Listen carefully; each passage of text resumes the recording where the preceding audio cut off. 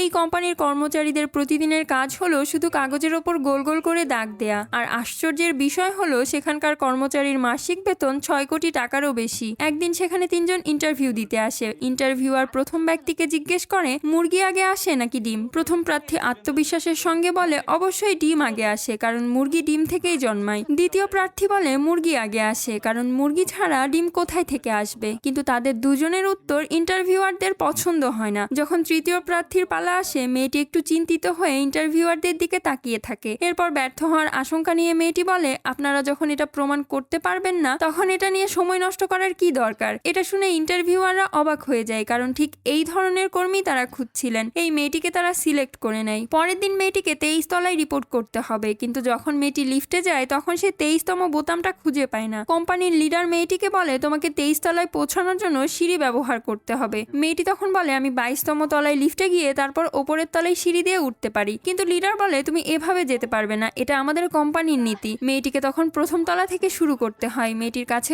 অন্য কোনো উপায় ছিল না। তখন মেয়েটি ধীরে ধীরে সিঁড়িতে উঠতে শুরু করে। এই চাকরিটি সে অনেক পরিশ্রম করে পেয়েছে, তাই এটা তাকে ইচ্ছাকৃতভাবে দেয়া হয়েছে জেনেও মেয়েটি সাহসের সঙ্গে তার কাজ করে যায়। মেয়েটি অবশেষে 23 তলায় পৌঁছায়, কিন্তু সেখানে গিয়ে মেয়েটি যা দেখে তা দেখে সে অবাক হয়ে যায়। ফ্লোরে একটি সাদা রেখা তৈরি করা ছিল। পুরো অফিসে মাত্র কয়েকটা ডেস্ক। তারপরে মেয়েটি তার নিজের পরিচয় দেওয়ার পর এক কলিগ তাকে ডাকে, কিন্তু মেয়েটি এক ধাপ দিতেই কলিগ তাকে থামতে বলে। আসলে তারা চায় যে মেয়েটি ওই রেখাটি অনুসরণ করে তাদের কাছে পৌঁছাক। চাকরির প্রথম দিন হওয়ার কারণে মেয়েটি চিন্তায় থাকে, কিন্তু তার অন্য কোনো বিকল্প ছিল না। তাই মেয়েটি কলিগদের নির্দেশ মেনে তাদের কাছে যায়। যখন মেয়েটি সেখানে গিয়ে বসে, টিম লিডার তাকে 10টি খালি কাগজ দেয় এবং বলে এখানে পরিষ্কারভাবে গোল গোল আঁকতে। মেয়েটি ভাবে হয়তো সে ভুল শুনেছে, কিন্তু টিমের লিডার আবারও একই কথা বলে এবং বলে যে এই কাজটি দিনের শেষে সুপারভাইজারের কাছে জমা দিতে হবে। মেয়েটি দুপুর 12টা পর্যন্ত কাজ করে। তখন লাঞ্চের সময় হয়ে যায়। মেয়েটি টিম লিডারের কাছে লাঞ্চের ব্যবস্থা সম্পর্কে জিজ্ঞেস করে, কিন্তু টিম লিডার তার কথা না শোনার ভান করে এবং তার নিজের লাঞ্চের প্রস্তুতি করতে থাকে। ঠিক তখনই মেয়েটি দরজা খোলার আওয়াজ শুনতে পায় এবং দেখে একটি ট্রলি হাতে এক মেয়ে ভেতরে ঢুকছে। লাঞ্চের খাবারগুলো লাইন অনুসরণ করে নিয়ে এসে মেয়েটি সবার সামনে একটি কালো রঙের নুডলস রাখে।